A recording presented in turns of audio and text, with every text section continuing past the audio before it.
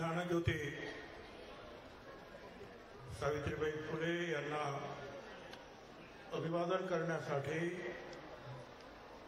महाराष्ट्र राज्यातर्फे इथे उपस्थित असलेले राज्याचे प्रमुख सन्माननीय देवेंद्रजी फडणवीस आणि बाकीच्यांची नावं घेत नाही, कारण मुख्यमंत्री म्हटल्यानंतर बाकीचे सगळे आले. हे सर्व सन्माननीय मंत्री, आमदार, माझ्या बांधवांनो, भगिनी आणि मातांनो, सर्वप्रथम मी ज्ञानज्योती सावित्रीबाई फुले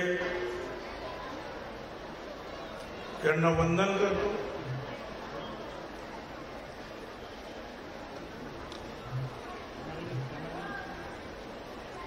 आज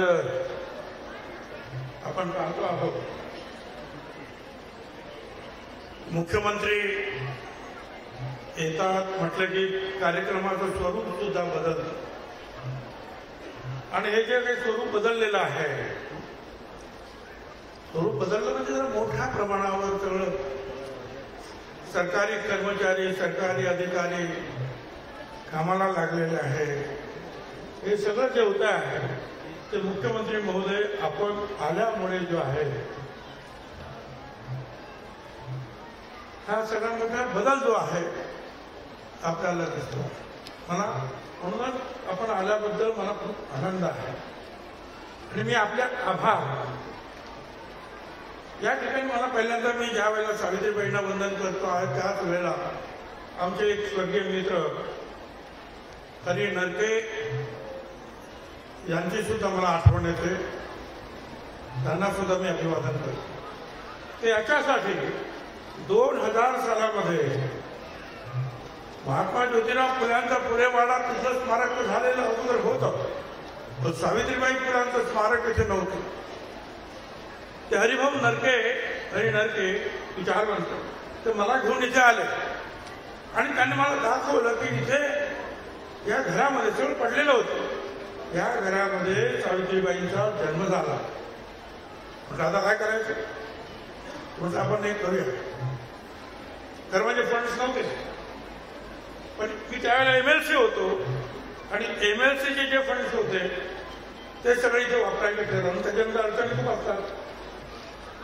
चंद्रा अय्यंगार म्हणून ते अधिकारी होत्या, जे प्रधान सचिव नंतर पुढे आणखी झाले, त्यांनी पूर्ण मदत केली.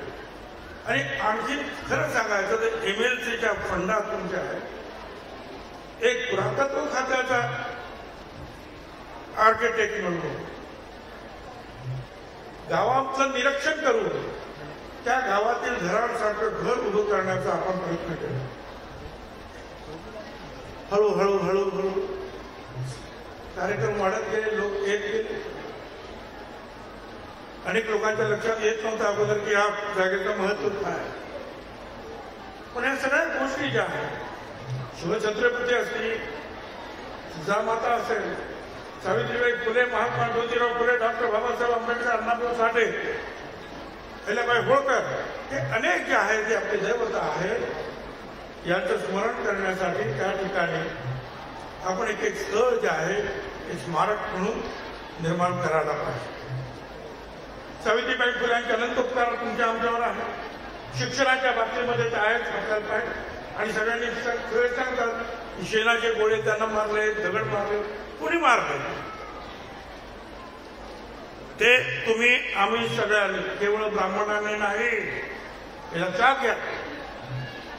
महात्मा ज्योतिराव फुल्यांना मदत करणारे जसे विरोध करणारे होते तसे मदत करणारे ब्राह्मण सुद्धा होते. भवाळकर होते. भिड्यांचा वाडा आपण म्हणतो की जी शाळा, ते भिडे ब्राह्मण राजपे होते, भंडारकर होते. जसे मदत करणारे होते विरोध करणारे सुद्धा होते. आणि त्यावेळेला अंधश्रद्धेचा पकडा एवढा होता आमच्यावर की आमचे सुद्धा लोक दगड मारायला काही मागे होते अशातला भाग. त्यामुळे महात्मा ज्योतिराव फुल्यांचा विरोध हा ब्राह्मण्यवादाला होता. सत्यशोधक चळवळ सुरू झाली आणि फुले दाम्पत्य गेल्यानंतर ब्राह्मण आणि ब्राह्मण्येतर अशा प्रकारचं स्वरूप त्याला प्राप्त झालं. आपण इतिहासात जर पाहिलं आणि अभ्यास केला तर हेच आपल्या लक्षात येतं की कधी कसं झालं. मदत करणारे ब्राह्मण होते, विरोध करणारे ब्राह्मण होते. पुण्यामध्ये महात्मा ज्योतिराव फुलेंचा पुतळा उभा करायचा ठराव पास झाल्यानंतर आपल्याच काही लोकांनी विरोध केला. 36 वर्ष लागली आणि नंतर पुतळा उभा राहिला पुण्यामध्ये. त्या सावित्रीबाई फुल्यांचं मी जास्ती सगळ्यांना माहिती आहे, पण एकच गोष्ट सांगतो. आणि विशेषतः करोना काळामध्ये, करोनाच्या काळात मला त्यांची फार आठवण यायची. कारण ह्याच सावित्रीबाई फुल्यांचं जे आहे काम करत असताना त्यांनी जे आहे महाराष्ट्राची सेवा केली. आणि त्यावेळेला ते म्हणायचे, महार मागाची करते मी सेवा आवडीच्या देवा, स्मरून या सेवा सप्तधर्म देई समाधान, हे शांत मन आपले. मुलींच्या शाळा काय उत्तम चालवल्या, सरकारनं त्यांचं कौतुक सुद्धा केलं. आणि मग पुढे महात्मा ज्योतिराव फुले गेले. 1886ला दुष्काळ पडला.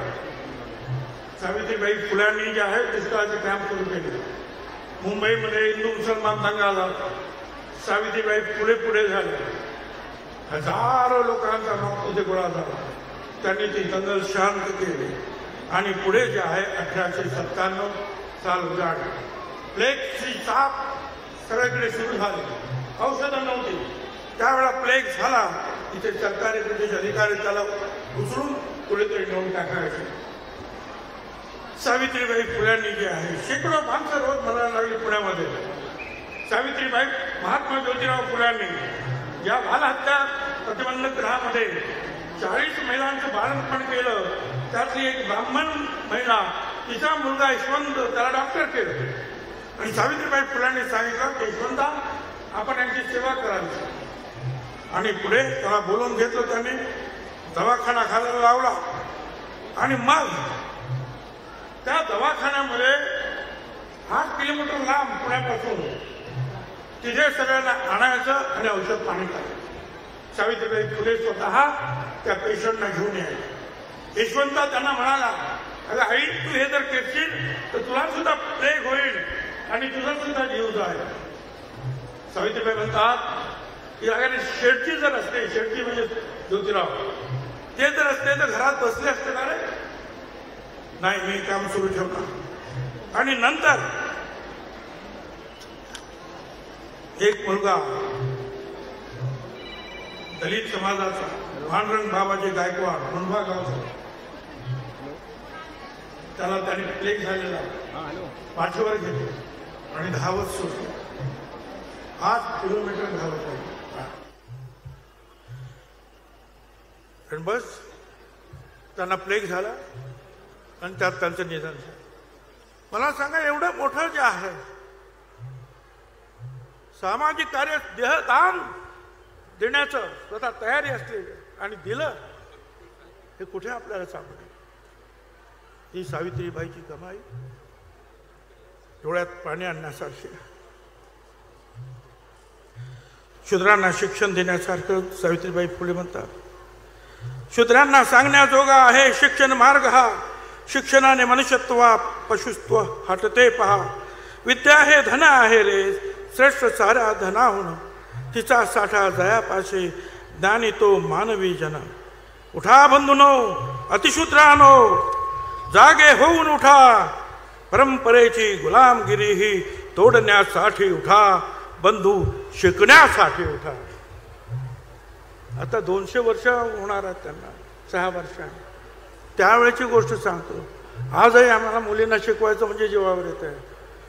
पण आपण निर्णय घेतले की मुलींना शिकवा, डॉक्टर करा, इंजिनियर्स करा, त्यांचा खर्च सरकार करू. देवेंद्रजी, सावित्रीबाईंचंच काम पुढे आपण नेत आहात हे लक्षात ठेवा. म्हणून सगळ्यांच्या वतीनं आपल्याला धन्यवाद.